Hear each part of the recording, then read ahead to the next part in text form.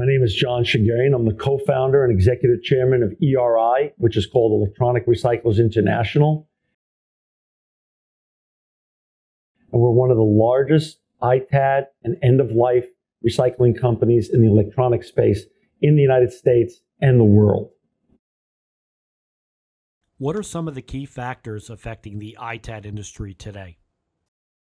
There's four major trends that are helping the ITAD space expand. First, you have the rise of the circular economy. The circular economy and making sure that all the end products that come out of recycling old electronics go for beneficial reuse is a really important story that we must tell in the ITAD industry and is continuing to help us grow. Number two, you have the rise of cybersecurity, not only on the software side, but on the hardware side. The hardware side of the cybersecurity story is the sort of dirty little secret that hasn't been told yet, but that's helping push the ITAD industry forward in the months and years ahead. So what I mean by that is responsible hardware data destruction is really important to have a cybersecurity ecosystem complete at any organization or governmental entity. The third major trend is the Internet of Things. The Internet of Things being our cell phones, our iPads, our watches that are all electronic, gathering data on us now, our cars, which have become basically computers on wheels, and all the data collecting devices that we now use on or around our bodies or our offices or our homes, Ring, Nest. The growth and proliferation of the Internet of Things has created a business for ITAD that goes way beyond just what was typical when we were known as just enterprise related. We're now way beyond that. And that's a good thing for the ITAD growth industry. Fourth, but not least, is 4G to 5G. 4G to 5G, when you talk to people that really understand the impact that that's going to have on the turnover of electronics, they tell us that it's going to be bigger than black and white to color and analog to digital put together. And that's going to mean just more opportunity for all of us. And as the ocean rises, because of all of these major trends, and they converge, circular economy converges with cybersecurity, responsible hardware data destruction, with a layover of Internet of Things growing, and 4G to 5G, the ocean rises and all the boats on the ITAD ocean will rise with it. You had a great additive internally about someone messaging what the actual notating quantitative impact the transition to 5G would have on routers. Do you mind sharing that? With regard to routers, one of my clients said to me, in the next 5 to 7 years, 1 trillion routers will need to be recycled because they're closed typically by plastic with printed circuit boards inside. So they all need to be responsibly recycled. And that's just one item on this whole massive turnover of 4G to 5G. Also, think about it when you get to go to CES or other large electronics events like that around the world. About 22,000 new SKUs a year come out of CES. The opportunity is unlimited. In the ITAD industry, this is not a zero-sum game. I wish more people came into it because we could all be more busier together. There's tons of business for all of us, and all of our business can go up 10 to 15% a year if we just focus on running good businesses in the ITAD industry. The third point you made about the NSA is extremely interesting. How do you think that'll change the landscape of the ITAD? Is it the convergence of data destruction, or is it broader than that? I think it makes us all more aware that in our homes, our offices, our cars, on our person, we now are collecting data on ourselves, on our family, on our friends, on our constituents and clients. And the rules around privacy, rules, also laws, are continuing to constrict.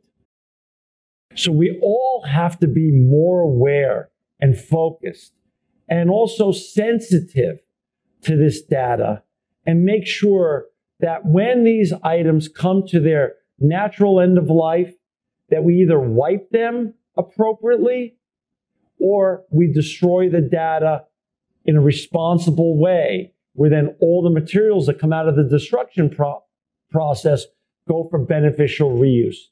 And the Internet of Things only makes us more hyper aware that the world has changed around us and that data is the new oil and that we have to be more sensitive to how we handle that data and the rights of our own privacy and people that we care about privacy as well. With respect to that, it seems that the government is starting to catch awareness in terms of what this impact would be, because I guess consumers and citizens care about it. What are some of the latest legislative and or regulatory trends that are impacting the ITAD industry? ITAD is greatly impacted by legislation that is only starting to get some visibility in the last couple of years. In May of 2018, you had GDPR take effect in Europe. And GDPR, as soon as it took effect, some major fines were meted out to very large brands, such as Google in France got hit with a fine for 50 million euros or so. As GDPR started getting visibility and publicity, and the rules around it started taking hold, it then came to America. And early in 2019, you had federal legislators in America start putting in for federal legislation on GDPR-like privacy laws, data destruction, data management laws at the federal level. Soon thereafter, states started putting in their own versions of GDPR. So you had California, Nevada, Maine, and New York already passed their own privacy GDPR type laws, and 14 states as a whole have already put in some sort of legislation. So it's predicted that in the coming months and years ahead, there'll be a federal legislation in America that governs our privacy and data management rules and laws that lay over our existing Starbucks and HIPAA and laws that already exist.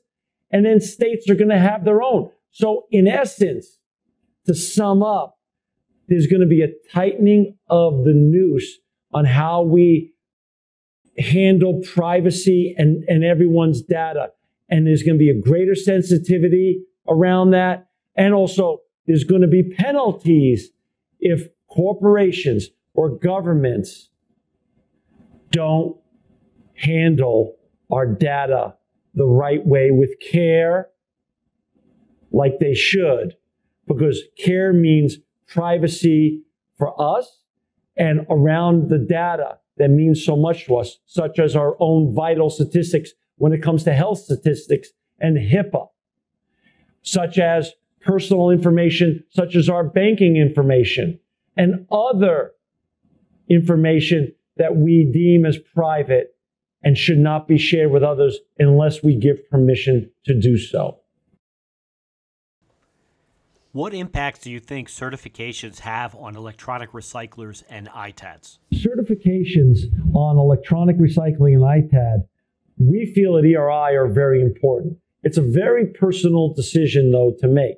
We were the first to have all 8 of our facilities become e-stewards and R2 certified, and we've stayed that way for 9 years, and we're going to continue to do so in the years ahead. We were also the first to have all 8 of our facilities NAID certified, National Association of Information Destruction. And we feel that all those certifications, including the important ISO certifications, give us a credibility and transparency that our clients and the type of clients that we are constantly in front of and trying to pitch to want and deserve, including our legacy clients who have told us it means a lot to them. And yes, it costs a lot of money to be certified and maintain those certifications. with regards to our 8 facilities on all the certifications I just mentioned, cost us well over $1 million a year. But we feel that the return on investment for those certifications is much greater in the sales that we gain and the client's trust that we gain because we're certified. Do you think the increased regulations with respect to Fortune 500s are impactful for ITAD's and ERI's growth? I think more and more companies have gotten certified over the years. I think more now are going to join up and realize that when we got in this industry 15 or 16 years ago, it was all about environmental protection. When ERI got in the industry and started our company, when we started our company with the co-founders, now we're living at the convergence and in the vortex of environmental protection and brand protection. And brand protection means responsible data destruction. So if you take one of the great environmental certifications, whether it's R2 or E-Stewards, and you merge that with NAID, the National Association of Information Destruction, that to me is the ideal way to go and where many of my friendly competitors are now moving towards, because it's really important to show clients or potential clients that you take both environmental protection seriously and data destruction and data protection seriously. So therefore, you can land the type of clients that you want to land that care about both environmental protection and data destruction and brand protection. You mentioned with your millennial kids and how hyper aware they are. Will this stewardship have an increased impact on ITAD and regulations? And do you think this trend will be exponential? Millennials and younger are on fire for the environment. It's proven. I have 2 young children in their 20s and 30s, and they are very much more environmentally conscious than I was, because I was raised in a generation without the environment being discussed both in school and in the media. Whereas my generation that was raised in Europe, take Germany or the UK, or in South Korea and Japan, which are countries that are smaller with less land. So they were forced to be more sustainable, had sustainability and environmental protection as part of their cultural DNA growing up. It's now become part of the cultural DNA of the millennial generation and the generations that are going to come after them. My generation is catching up, and we're now trying to make up for everything that was done historically, and we're trying to make a difference now where we can. And everything that's touched in ITAD and end of life and in the data destruction side of the electronic recycling industry has to be done in an environmentally correct and responsible way. So whether you're wiping hard drives, destroying old electronics, end-of-lifing them, whatever you're doing in terms of your asset management, ITAD, or end-of-life business, environment is still very important. And both of those trends of environmental protection and also brand protection and data destruction are converging. And you have to be hyper aware of both and be responsible towards both to be successful in the months and years ahead in the ITAD industry. So you're seeing 2 major trend lines between data privacy and ensuring the planet is around for future generations. What is interesting in the ITAD community is you have specialists that handle the data security end very well, and you have other specialists that handle the processing and resale of assets. Do you feel companies, in your opinion, are trending towards having one provider, or do they prefer to source out to multiple ITAD vendors? It's a great question. I think the ITAD community is realizing that many of their clients want a one-stop shop. They want an ITAD company to be able to wipe their devices if needed, destroy their devices if needed, destroy their just information and do resale of the devices. So you want to try to have as many lines of service underneath one roof, wherever you are regionally, than just one. The more services that you can responsibly accomplish, I believe you'll create a wider funnel and the more business you'll attract and bring in. So, John, do you think zero waste is possible within the ITAD space? And can you define what zero waste would mean professionally? Zero waste and zero landfill are absolutely possible in the ITAD and end of life space. At our company, last month we recycled, give or take, 25 million pounds of electronic waste, both end of life, ITAD and asset management, all of it coming in equaled approximately 25 million pounds. At the end of the month, when you reconciled everything, less than 0.5% went to a landfill, which makes us legally zero waste, zero landfill. Everything that comes out of electronics and all the throughput in terms of commodities can all go for beneficial reuse. Steel, copper, aluminum, gold, silver, palladium, plastic, glass even. And the fun little secret of that is there's a huge energy savings when you recycle all these materials as opposed to mining them from virgin product underneath our ground and further liquidating our environment. So for instance, Alcoa is one of our strategic partners at ERI and also minority owners and board members. When you recycle aluminum, as opposed to mining it from virgin products below the ground, there's a 94% or so energy savings as opposed to mining it from our earth. So recycling all of the products for beneficial reuse and sending it to smelters to be made into new great products, the copper, the steel, the aluminum, the plastic, the glass, all has a massive energy savings to this great planet, which is beneficial to all of us. That's number one. Number two, obviously on the ITAD and asset management side, by definition, all those products are going to go back into the used product stream and these secondary and tertiary markets that have a massive thirst for all our products that have been used in America. Once they've been fixed, wiped, their data has been destroyed, they've been retested, repackaged, and then resold. So zero waste, zero landfill is absolutely the benchmark that we should all be shooting for.